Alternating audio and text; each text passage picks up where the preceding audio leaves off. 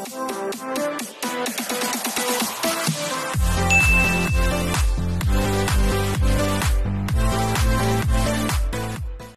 Welcome back sa aking channel. Babati muna ako sa inyo mga openg aga yung atalan. Dito pala ako ngayon sa parlor.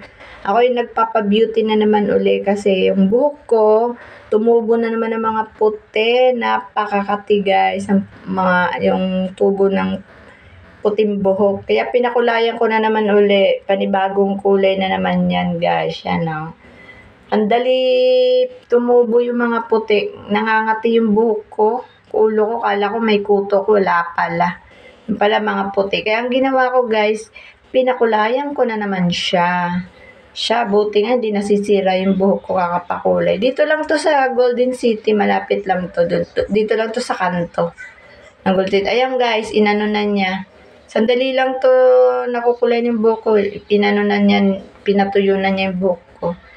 Yan. Yan, pinakikita ko lang sa inyo. Pinatuyo na niya, guys. Yan. Papatuyuin muna niya. Hindi ko na pinaplansya kasi mainit yun sa buhok. Ayan.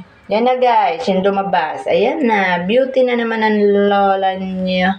Ayan na naman. Hindi na naman nakikita yung puting buhok sa anit. Sobrang kati. Ayan, guys. Pinakikita ko. Magpapaalam na ako sa inyo guys kasi ayan na, pauwi na ako, beauty. Mura lang dito guys sa Golden City magpakulay ng buhok. Ang ganda ng buhok ko, yan Ayan guys. Paano? Malapit na ako magpaalam kasi pauwi na rin ako. Ayan guys. Kasi kaya ako nagpakulay, malapit na ako umalis si Joy, 2 araw na lang.